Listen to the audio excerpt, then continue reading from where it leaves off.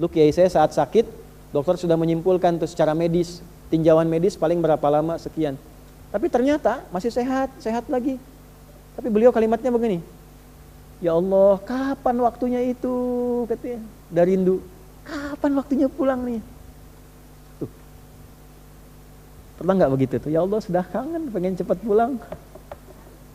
Pernah nggak begitu? Enggak. Enggak. Ya, begitu tuh. Dulu ada Syekh Jamaluddin Al-Afghani, seorang pemikir, ulama, ngajar di kampusnya. Terus tiba-tiba beliau tuh kurang sehat gitu. Akhirnya dianjurkan untuk di MRI ya. Ke rumah sakit, di scan, di MRI. Hasilnya datang 2 pekan berikutnya. Yang diminta ngambil itu mahasiswa senior. Ini kisah nyata.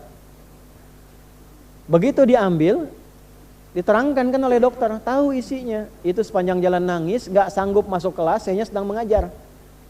Sayanya sedang ngajar. Gak bisa masuk, duduk nangis, terus viral di mahasiswanya, semua nangis. Saya nanya, kenapa kalian menangis? Gak sanggup bicara, terus temannya menguatkan dengan mengatakan, Syekh, berdasarkan hasil scan ini, MRI ini, secara medis umur Syekh tidak lama lagi, kurang lebih 2 pekan. Secara medis, karena sudah komplikasi. Apa jawaban Syekhnya? Hah? Bagaimana jika ada yang sangat merindukanmu, ingin bertemu denganmu? Kalian senang atau sedih? Ibu nih rindu anak gak pernah ketemu, Bu. Sekolah di luar negeri, sudah 10 tahun, mau ketemu ibu. Ibu senang gak? Senang kan? Senang, kata mereka. Allah itu sudah kangen sama saya. Saya pun sudah lama kangen sama Allah. Sebentar lagi saya ketemu, kenapa kalian mesti nangis?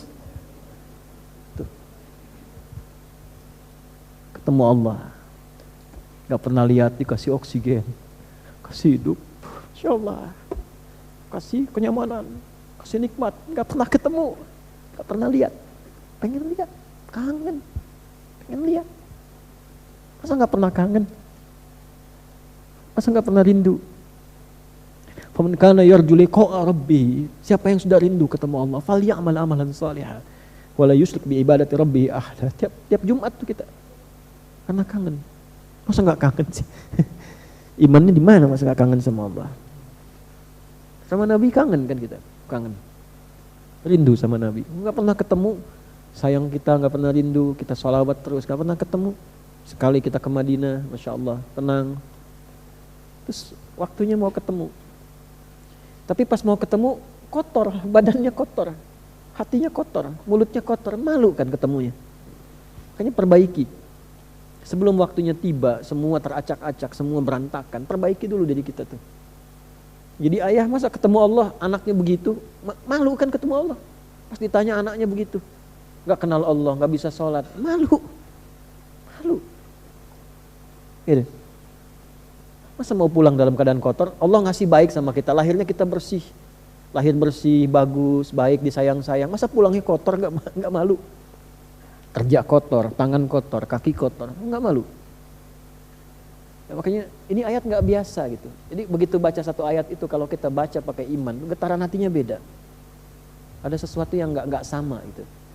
Makanya begitu lihat matahari, belajar sebulan nih, belajar ya sebulan. Nanti bulan depan belajar tentang bintang. Ya, wa idzan nujumun kadarat. Nanti belajar tentang gunung. Wa idzal jibalu suyirat. Yang naik-naik gunung ingat Allah nggak tuh? Masa cuma pasang status saja? Pasang status naik, ya nggak apa-apa, nggak salah secara duniawi. Tapi ingat Allah nggak? Iman kita ada nggak? Apa bedanya pendaki gunung yang mukmin dengan yang belum beriman? Ya, nancepin bendera bagus, nggak apa-apa, nggak ada masalah. Tapi ingat Allah nggak?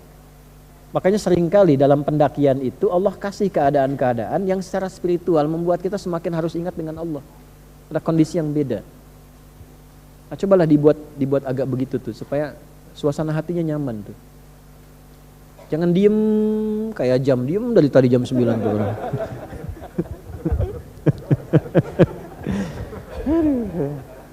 Ya Allah lewat tuh. Tadi tuh saya pikir bau apa, mana jam tuh.